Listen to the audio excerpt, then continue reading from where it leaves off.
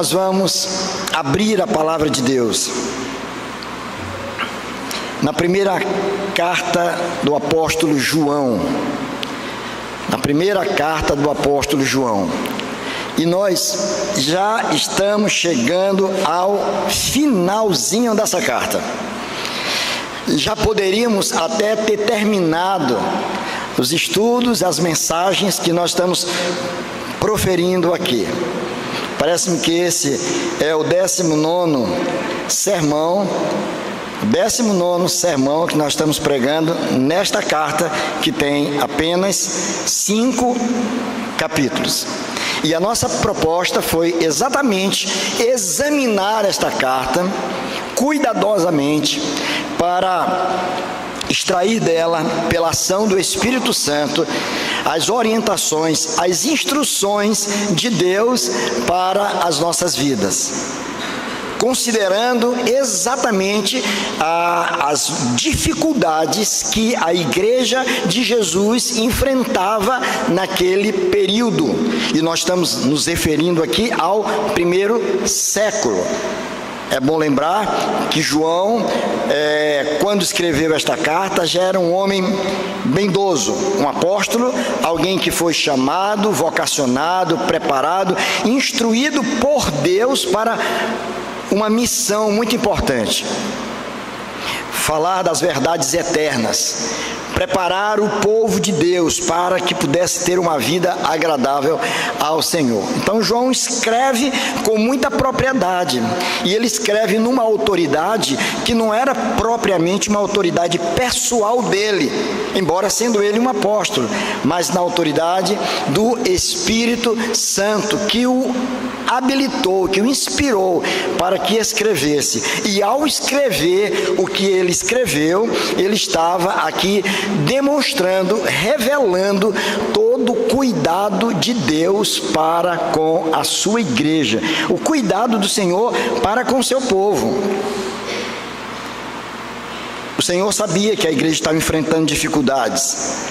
Ele sabia dos problemas que a igreja estava enfrentando, das influências maléficas de uma corrente de natureza filosófica e teológica chamada gnosticismo, que estava, de certa forma, invadindo a igreja e tentando roubar do coração daqueles que já eram cristãos as verdades que chegaram a eles pela mensagem dos apóstolos.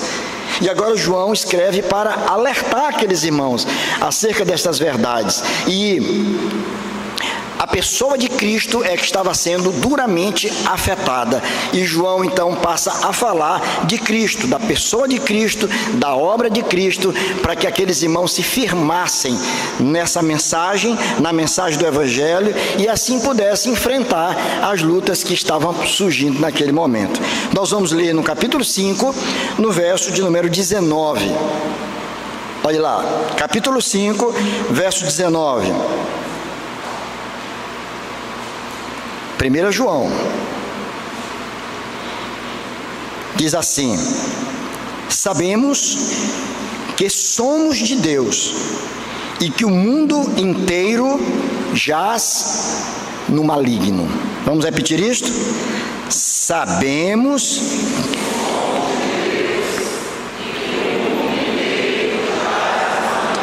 Eu acho até que a gente pode ler com mais disposição, com mais força. Vamos lá? Sabemos que somos de Deus. No maligno. Amém.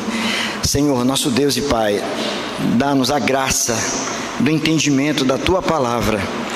Abra a nossa mente para que possamos compreender a palavra do Senhor. Abra também o nosso coração, Senhor, para que possamos acolher, receber e agasalhar a Tua palavra, e que pela ação do Teu Espírito Santo, o Senhor esteja nos persuadindo, o Senhor esteja moldando o nosso caráter, o Senhor esteja renovando as nossas forças e a nossa vontade de continuar caminhando a carreira da fé, com amor, disposição e fidelidade ao Senhor. Em nome de Jesus, e para a glória de Jesus é que oramos. Amém. Queridos, mais uma vez, eu devo falar a vocês, uma verdade que o apóstolo tem enfatizado aqui. E somente nesta seção, ou nesta perícope, que vai do verso 13 até o verso de número 21, por 5 vezes ele utiliza a palavra sabemos. O verbo saber é utilizado por ele com uma intenção. Havia uma razão para que ele pudesse utilizar esta palavra como ele a utiliza também aqui no verso 19. Ele começa dizendo: sabemos que somos de Deus. Isso vai nos mostrar que a nossa fé cristã, a nossa saúde espiritual, o êxito da nossa caminhada espiritual está na razão direta, não propriamente daquilo que nós sentimos, mas daquilo que nós sabemos. Não que o sentir não tenha valor, não é isso que estamos dizendo, muito pelo contrário. Nós sentimos uma alegria imensa em estar na casa de Deus. Nós sentimos prazer em cultuar a Deus na companhia dos irmãos. Eu tenho dito para os irmãos da minha alegria quando eu chego aqui, que eu posso cumprimentar os irmãos. O meu cumprimento é sincero, é verdadeiro, porque eu me alegro em vê-los. Ao ver cada um, o meu coração se enche de uma alegria muito grande, porque vocês fazem parte da minha vida. Nós fazemos parte de uma comunidade que adora e que serve ao Senhor. E como é bom estar no meio de irmãos queridos, de amigos preciosos, que se juntam, que se reúnem, que unem as suas vozes em louvor ao Senhor. Então, essa alegria que sentimos, ela é verdadeira, ela é real e ela tem o seu lugar na nossa prática cristã. Contudo, é preciso lembrar que o que vai nos sustentar, o que vai sustentar a nossa fé, é exatamente aquilo que nós sabemos acerca das verdades que chegaram a nós através das Escrituras Sagradas. E é para isso que as Escrituras existem, para nos conduzir a Cristo, para nos manter em Cristo e para moldar a nossa vida à semelhança do caráter do nosso Redentor. Então, por isso mesmo, João, ele vai dizer: sabemos que somos de Deus. Ele poderia ter dito: olha, nós sentimos que somos de Deus. Os sentimentos, eles mudam com muita frequência, porque todos nós somos muito vulneráveis com relação àquilo que nós sentimos. Hoje, já não sentimos talvez o que sentíamos há 1 ano atrás, há 2 anos atrás, ou quando éramos mais jovens, crianças. Os sentimentos, eles vão e vêm com uma velocidade, muitas vezes, muito grande. E eles nos enganam tantas vezes. Tanto é que se você assiste a um determinado filme, se esse filme é um filme de terror, você se assusta. E sentimentos ruins ocupam o teu coração. Talvez essa noite você já não vai dormir muito bem, preocupado. Um barulhinho que você ouviu lá na cozinha, você já imagina, será que tem alguma coisa a ver com aquele monstro daquele filme? Os sentimentos são assim, mas o que nós sabemos definem o nosso caráter e a nossa jornada. E aqui, nesse único verso, o apóstolo vai nos falar de 2 coisas importantes que nós precisamos saber. 2 coisas importantes que todos nós precisamos saber. A primeira delas, está muito claro, está exposto no texto. Ele diz: sabemos que somos de Deus. É a primeira coisa. Nós precisamos ter esse entendimento de que nós somos de Deus, que nós pertencemos a Deus. A pergunta que se faz então é: será que todas as pessoas, elas são de Deus? Quem são de fato as pessoas que são de Deus? Quem são os filhos de Deus? O próprio João vai nos responder no evangelho que ele escreveu no capítulo 1, nos versos 11 e 12. Quando ele diz, se referindo a Jesus Cristo, ele diz, ele veio para o que eram seus, mas os seus não o receberam. Mas a todos quantos o receberam, deu-lhes o poder de quê? De serem feitos filhos de Deus, a saber, aos que creem no seu nome. Não é isso que a Bíblia diz? Logo, nós chegamos a um simples raciocínio, que nem todas as pessoas são verdadeiramente filhos de Deus. Isso nos choca, porque você vai olhar para pessoas que estão tão próximas de você, quem sabe pessoas que estão dentro da tua casa, dividindo o mesmo espaço físico, debaixo do mesmo teto, quem sabe o mesmo sangue que corre nas tuas veias, tendo a mesma origem, mas que não são filhos de Deus, são criaturas de Deus.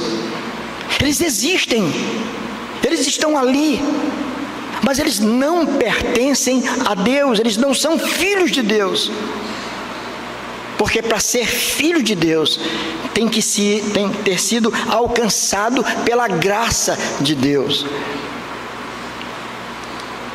Para ser filho de Deus, tem que receber a Jesus como sendo de fato nosso Senhor e Salvador.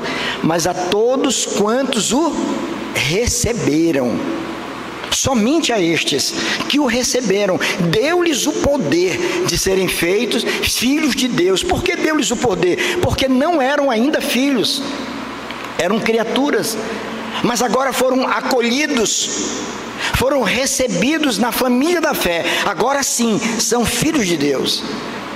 Esse tipo de entendimento, ele traz para nós uma segurança eterna, uma alegria, ao tempo também que nos faz perceber aqueles queridos nossos que estão tão próximos de nós, que não podem ser incluídos nesse rol daqueles que pertencem ao Senhor, por uma simples razão: porque não receberam a Jesus como de fato é para ser recebido, como Senhor e Salvador. E João, ele deixa isso de forma muito clara, até porque ser filho de Deus traz algumas implicações, e na carta como um todo, como nós já vimos desde o início, João vai apresentar 3 testes que vão comprovar que se alguém é ou não é um filho de Deus. E esse é um teste que foi apresentado por João para ser utilizado para uma autoavaliação, não para uma avaliação do outro, mas para que nós pudéssemos nos autoavaliar. Será que sou eu um filho de Deus? Será que eu pertenço à família de Deus? Será que eu sou de fato alguém de Deus? Ele apresenta 3 testes. O primeiro é um teste chamado de doutrinário. O segundo é um teste moral. E o terceiro é um teste social. O teste doutrinário ou teológico diz respeito ao que você crê acerca do Evangelho. O que você crê acerca de Cristo? Quem é Jesus para você? O que Ele representa para você? O que Ele fez em teu favor? Você está consciente de quem de fato é Jesus? Esse é o primeiro teste. É o primeiro teste. O segundo teste é um teste moral. Ora, uma vez que você, presta atenção, uma vez que você sabe quem é Jesus, uma vez você conhece não só a pessoa, mas a obra de Cristo, a questão agora de natureza moral é: o que você faz com os ensinos, com os preceitos e com as verdades que Ele proferiu? Em outras palavras, você é alguém obediente ao Senhor? Ou você insiste em viver de forma contrária às instruções de Deus? A maneira com que você vive, ou a maneira com que você lida e se comporta ante os ensinos do Senhor, vai dizer quem você é. Esse é um teste de natureza moral, que aponta para não para o nosso conhecimento de quem é Jesus e da sua obra, mas agora aponta para a nossa obediência a Ele. Mas ele apresenta também aqui nessa carta um terceiro teste. E esse teste é chamado de um teste social. E o teste social diz respeito às nossas relações interpessoais. Você é alguém que ama o seu irmão? Você aprendeu a viver com o seu irmão? Você é alguém que tem prazer em estar na companhia do seu irmão? O que você pensa acerca dele? Ele pode ser bem diferente de você. Ele tem uma história diferente da sua. A sua formação é diferente da sua. Ele torce para um time diferente do seu. Ele vota até num candidato bem diferente do seu. Mas ele é seu irmão. E você tem amado o seu irmão? Qual a tua relação com ele? Como você se comporta em relação às outras pessoas que estão com você? Isso vai também apontar para a nossa relação com o Senhor. Se somos filhos de Deus, entendemos que nós fazemos parte de uma família. Estamos juntos. E o que o Senhor requer de nós é unidade e não uniformidade. Não é uniformidade. É unidade, mesmo sendo diferentes, caminhar juntos. E a unidade, ela parte do pressuposto da diversidade. Só há unidade onde há diversidade. Se não houver diversidade, o que tem é uniformidade. Todo mundo enlatadinho. Somos diferentes. Mas essas diferenças que nos caracterizam, elas não nos separam, pelo contrário, nos unem, porque há algo maior do que isso tudo, que nos faz ser um só, que é o amor de Deus, é o amor de Cristo.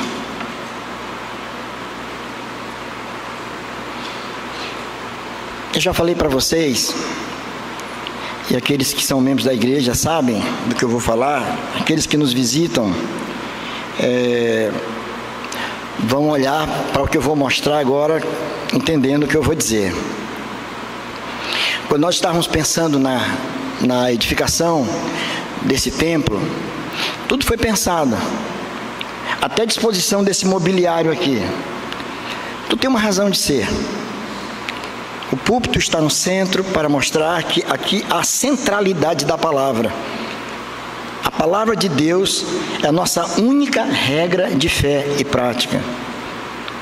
Nós temos do nosso lado esquerdo a mesa da comunhão, onde são dispostos os elementos da ceia, o pão e o vinho, símbolo da nossa união com Cristo, da nossa comunhão com o Senhor. Do meu lado direito nós temos aqui os instrumentos musicais, porque a igreja se caracteriza pelo louvor a Deus, não pelo show, não pelo espetáculo, mas pelo louvor ao Senhor. E os instrumentos estão aqui simbolizando isso. À frente nós temos um gasofilácio, onde são depositados dízimos e ofertas, que fala da nossa consagração e dedicação e fidelidade ao nosso Deus. À frente nós temos um painel montado com umas cerâmicas, e sobre ele nós temos a cruz vazia, não a cruz com Cristo, a cruz vazia, porque Jesus ressuscitou, está lá. E Rodrigo, isso tem uma razão de ser, sei que é arquiteto, e eu pensava em alguma coisa que simbolizasse o que é a igreja. Inicialmente, eu já disse aqui na igreja, eu pensava umas pedras que eu vi em determinado local, achei lindo aquilo lá. Quando eu fui procurar o preço da pedra, quase que eu me transformo numa pedra. porque era muito caro.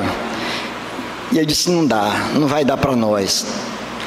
Então eu tenho que procurar alguma coisa que fique próximo daquilo que está na mente. Pensei nesse tipo de cerâmica, que como se estivesse simulando pedras. E observem para ela, que tem todas as tonalidades aqui, umas mais escuras, umas mais claras, umas mais compridinhas do que as outras, umas mais larguinhas. Todas elas estão unidas, tendo sobre elas a cruz de Cristo. Isso para mostrar, para falar da nossa unidade. Somos assim, como pedras, umas maiores, outras menores. Somos diferentes em tantas coisas, mas é Jesus Cristo, a cruz de Cristo, que nos mantém unidos. Essa é a nossa ideia, é a ideia bíblica da presença de Cristo na comunidade cristã. Então nós precisamos, em primeiro lugar, entender quem de fato nós somos. Quando nós entendemos quem nós somos, que somos de Cristo, nós passamos a ter cuidado, irmãos, com a nossa vida, com o nosso testemunho, com aquilo que fazemos, com as escolhas que fazemos na vida, com as palavras que proferimos. Você já ouviu alguém dizer assim, olha, eu sou muito espontâneo, eu falo o que eu penso. Já viu isso?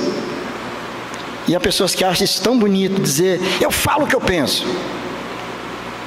Não seria melhor pensar no que fala? Inverter a frase? Pensar no que fala é melhor do que falar o que pensa. Porque nem sempre aquilo que tu pensa está certo. Nem sempre aquilo que tu pensa estando certo é conveniente para aquele momento. Nós costumamos dar facilmente opinião quando ninguém nos pede. Você dá sua opinião acerca de assuntos, muitas vezes polêmicos, sem que ninguém te peça. Ah, porque eu sou assim, porque eu penso assim. Pense primeiro antes de falar. É um princípio que deve ser usado por todos nós. Peça a Deus, como disse o salmista, põe em guarda, Senhor, a porta dos meus lábios, para que as minhas palavras possam ser construtivas e não destrutivas. Então, a primeira coisa que precisamos saber é que nós somos de Deus, nós pertencemos a Deus. Há uma relação aqui que é chamada de relação de pertença. Você não é um ser perdido no mundo, você não é um ser aí, um Dasein, Heidegger, o pessoal aí da filosofia sabe, é um ser no mundo. Nós não somos simplesmente um ser no mundo, nós somos seres criados à imagem e semelhança de Deus, e devemos viver para a glória de Deus. Fomos criados para a glória de Deus. Então saber quem nós somos implica em saber como nós devemos nos comportar. Não podemos nos comportar de qualquer jeito, simplesmente porque eu penso, porque eu gosto. Será que isso que eu falo, isso que eu faço, está em harmonia com a minha paternidade, com o meu Pai Celestial, com o meu Deus? Então ele está dizendo para os seus irmãos, sabemos que somos de Deus. Esse saber implica em implicações. Implica, olha aí, nessas verdades que precisamos guardar, que nós temos uma responsabilidade com relação ao que falamos e à maneira que vivemos. Mas em segundo lugar, João vai nos falar acerca de uma outra verdade que nós precisamos saber. Não somente saber quem nós somos, mas saber que o mundo inteiro jaz no... O que diz o texto? O mundo inteiro jaz no maligno. E aqui convém explicar algumas coisas.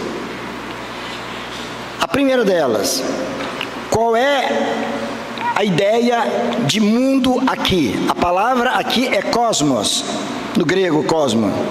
Mas essa palavra cosmos, ela é utilizada nas escrituras com vários sentidos. Cosmo aqui não é o mundo físico, não é a natureza, as obras da criação. Mas ele está mostrando aqui para um sistema de coisas que existem, que não está sob o governo de Deus. O que João está dizendo é que nós vivemos em uma determinada atmosfera, que nós temos chamado, já falamos aqui reiteradas vezes, que é uma atmosfera cultural. Nós vivemos sob essa atmosfera cultural, e essa atmosfera cultural determina a nossa identidade, determina como nós somos e como vivemos, como nos comportamos. Por exemplo, todos nós, eu penso que todos que estão aqui são brasileiros. Qual é o idioma que nós falamos? É o português. Por que nós não falamos o chinês, o inglês, o espanhol? Por que nós falamos o português? Porque nascemos num país onde a língua original, a língua que se fala, é a língua portuguesa. E olha aqui, mexer aí com as nossas vaidades ludovicenses ou maranhenses. Maranhão já foi tido como a Atenas brasileira, não já? Porque diz que aqui é onde se falava do Brasil o melhor português. Aí essa mesma pessoa disse, não, mas hoje ela não é mais Atenas, mudou muita coisa, hoje nós somos apenas brasileiros, porque já não primamos mais pela nossa fala, pela nossa língua. Mas nós somos frutos de uma cultura. Você é fruto de uma cultura. E a cultura envolve uma série de fatores. Ela envolve costumes, ela envolve crenças, envolve as artes, a música, envolve uma série de fatores, e o mundo fala conosco direto, através das publicações, do trabalho dos publicitários, meu querido Emílio, das artes, da música, da culinária, fala conosco o tempo todo. E essa fala é uma fala que vem e ocupa um espaço do nosso coração e na nossa mente. E nós passamos a reproduzir a cultura, muitas vezes sem perceber. Eu não sei quantos aqui são dessa época. Eu não sou tão antigo assim, né? Alguém disse assim, pastor, talvez eu seja do tempo que lamparina dava choque, que o arco-íris ainda era branco e preto. Eu digo, não sou tanto dessa época. Mas eu sou do tempo ainda que os homens usavam, viu, Isaac, calça chamada boca de sino. Já ouviram falar nisso? Calça boca de sino, já ouviu, Camila? Você é bem mais jovem, mas já ouviu falar, né? É outro tempo. E a gente brigava com os alfaiates, porque não havia tantas lojas vendendo confecções como tem hoje. Então a gente comprava o tecido e mandava fazer. E eu era enjoado, porque lá na minha rua, onde eu morava, no Codozinho, tinha lá o alfaiate, e aí, viu, Paulo, minha mãe comprava o tecido, eu ia lá. Aí ele media, tinha que ser aqui, 29, 30 centímetros de boca, tinha que cobrir a ponta do sapato e às vezes arrastar no chão, porque todo mundo usava isso. Ainda bem, gente, que eu não tenho nenhuma foto daquela época, que eu não ia me aguentar a ver. Mas era assim que todo mundo usava. E por que eu usava? Porque todo mundo usava e dizia que era para ser assim. Eu não questionava se aquilo era certo, se era errado. Estava longe de mim esse juízo. Era usar. Usar para quê? Para me identificar com o grupo que eu participava, com as pessoas que estavam ao meu redor. O tempo mudou. Hoje as calças diminuíram bastante, né? Tá bem apertadinha. O cara para entrar tem que fazer uma força, e para tirar, mas é moda. Não estou dizendo que está certo ou que está errado, estou dizendo só que como muda o nosso penteado. Me lembro do tempo que Ronaldo Fenômeno cortou o cabelo tipo Cascão, e os meninos passaram a cortar o cabelo tipo Cascão, só aquela pontinha aqui na frente, coisa ridícula. E eu me lembro do tempo que era criança, que meu pai me levava para cortar cabelo num barbeiro que ficava lá onde é o antigo Hotel Central. Eu detestava aquilo, porque ele deixava só aquela pontinha aqui na frente. também não tenho foto desse tempo, viu? Mas eu sei que era. Hoje ninguém quer mais fazer assim, mas houve um tempo quando o fenômeno, Ronaldo Fenômeno, grande craque, grande jogador, usou aquele penteado, a garotada estava usando também. O mundo, ele exerce uma pressão muito grande sobre nós. O grande problema é que João está dizendo aqui que o mundo, ele jaz no maligno com a sua cultura. Não quer dizer que toda produção cultural necessariamente ela seja má. Não significa necessariamente isso. Mas que o mundo como um todo é um sistema que ele jaz, ele descansa no maligno. Ele não está preocupado em produzir uma atmosfera de pessoas que vivem para a glória de Deus. Está fora. Deus não existe nesse modelo. Não se discute Deus. Deus é alguma coisa para ser discutido nas igrejas, pelos pastores, pelos padres. Fora da igreja não existe isso. Fora. Então se expulsa Deus da vida e se coloca Deus tão somente dentro de umas caixinhas que são as igrejas. E esse tipo de mentalidade, ela tem impregnado a vida de muitos de nós, que somos crentes, que cultuamos ao Senhor, que estamos no domingo adorando a Deus, estamos felizes, louvando, choramos, nos emocionamos. Terminado o culto, vou para casa e aquilo tudo, aquela minha prática religiosa ficou na igreja. Agora eu vou me comportar de qualquer jeito, eu vou viver do jeito que eu acho melhor, eu vou me vestir como eu acho melhor, eu vou falar como eu me sinto bem, não estou nem aí para nada, porque eu não quero me sentir um alienígena no meio dos meus pares, eu quero me identificar com eles. É a dificuldade que os nossos filhos têm na escola, que os nossos jovens, quando ingressam na universidade, também é o desafio que eles têm, porque encontram todo um sistema completamente diferente, muitas vezes, daquilo que foi instruído e ensinado dentro de casa. Nós somos, querendo ou não, produtos da cultura. E a cultura é, sem dúvida alguma, esse conjunto complexo de hábitos, costumes, crenças, valores, línguas, conhecimentos compartilhados por um grupo social, transmitido entre as gerações. Nós passamos esse tipo de conhecimento, ela molda a nossa forma de ser. Tudo muda quando o Evangelho entra na nossa vida e nos dá uma nova percepção do mundo. É o que é chamado de cosmovisão, Esse termo cosmovisão diz respeito à maneira com que nós percebemos o mundo. Esse termo cosmovisão, ele foi cunhado por um filósofo alemão chamado Immanuel Kant, no século XVIII.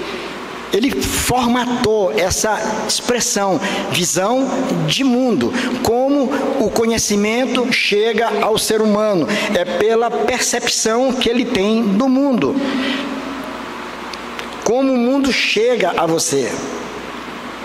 É interessante isso, porque a nossa percepção de mundo nos leva a nos comportar de acordo com aquilo que nós percebemos.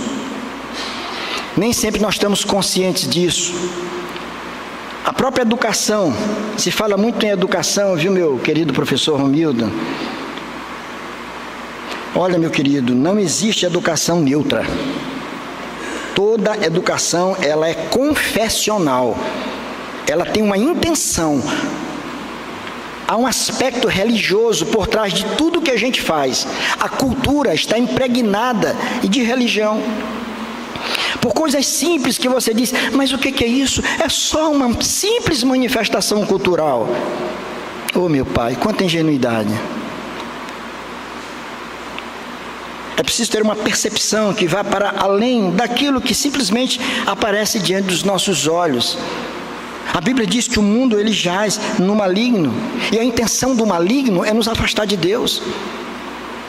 Logo, se a intenção do maligno é nos afastar de Deus, ele vai procurar todas as formas possíveis para nos afastar do caminho do Senhor. E Satanás é mais inteligente do que a gente imagina.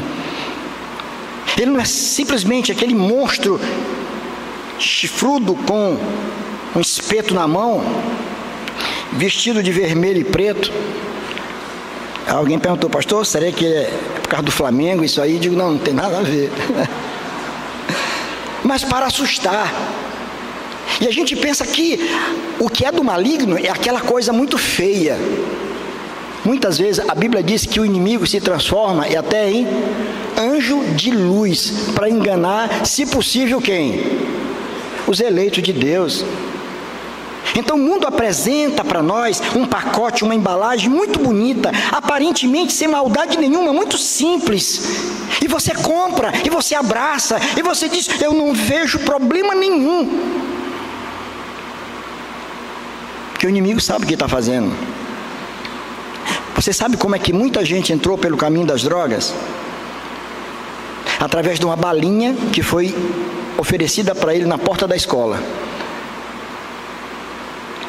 O cidadão deu, ele gostou, depois deu de novo, e o rapazinho começou a depender daquilo. Mas na frente a balinha não estava mais sendo oferecida, agora vendida. E aquele menino, como não podia pagar, ele subtraía da casa dele as coisas do pai e da mãe. Aí você vai dizer: eita pastor, agora o senhor forçou um pouco. Forçou? Saulo, você vai se lembrar, Emílio, nós tivemos na nossa igreja, dentro da nossa igreja, um jovem muito querido, que estava se comportando exatamente assim. As coisas da casa estavam sumindo, o liquidificador estava sumindo, a batedeira de bolo da mãe sumindo. Ele estava levando, vendendo, porque ele estava envolvido com drogas. Ele não foi criado assim. Mas houve um momento que alguém lhe apresentou a droga de forma muito simpática. Ele gostou. Nenhum alcoólatra nasceu alcoólatra. Teve o primeiro gole. Ele começou com o primeiro gole. Ele achou bom. Aquilo o ajudou a se soltar mais numa festinha. Ele ficou mais ousado com relação às meninas. E agora ele passou a depender dela. E por causa dela, ele perdeu a sua família, perdeu o seu emprego, está jogado numa sarjeta qualquer. Satanás, ele é muito sagaz. A Bíblia diz que o mundo jaz no maligno. E nós precisamos estar muito atentos a tudo isso. Quando o Senhor Jesus entra na nossa vida, quando a palavra de Deus ocupa espaço da nossa mente, os nossos olhos se abrem, você passa a perceber as coisas de uma forma completamente diferente. Você não vive mais simplesmente por aquilo que os teus olhos te apresentam, pelo que o teu coração sente. Mas você agora passa a ser instruído por Deus, e você passa a perceber quem de fato, ou o que de fato é o mundo. E João está dizendo: muito cuidado, vocês precisam saber disso. O mundo, ele jaz, ele está morto no maligno. O maligno exerce um poder muito grande. Os nossos filhos, os nossos netos, eles são alvos do inimigo, através das influências que eles sofrem com os coleguinhas, com os vídeos que eles estão assistindo lá no computador, no celular da mãe, do pai. Eles estão ali, muitas vezes você diz: não, meu filho está muito bem comportado, passou hoje, amanhã sentadinho ali, não mexeu com ninguém. Vai ver o que ele estava vendo, vai ver quem é que está formatando a cabeça dele. Por que ele está com reações diferentes?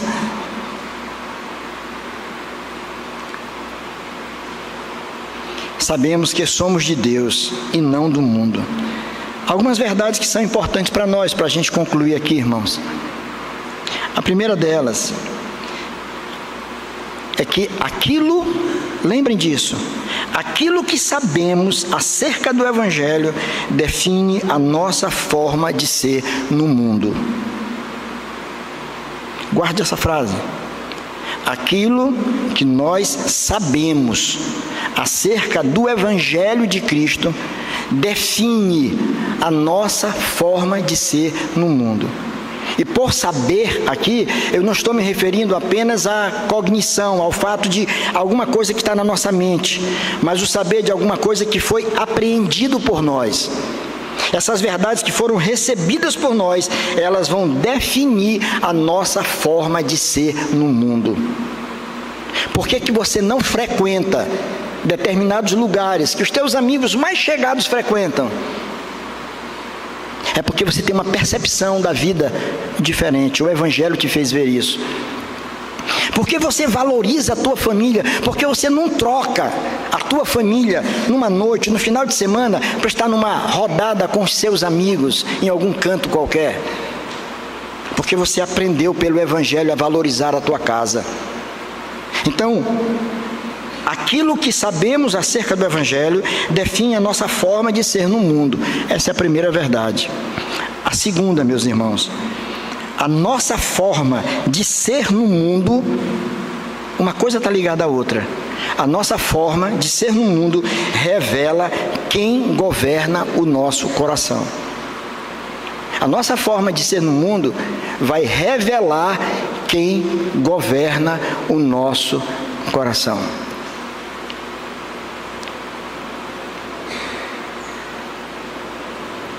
Eu me lembro de uma situação vivida na universidade.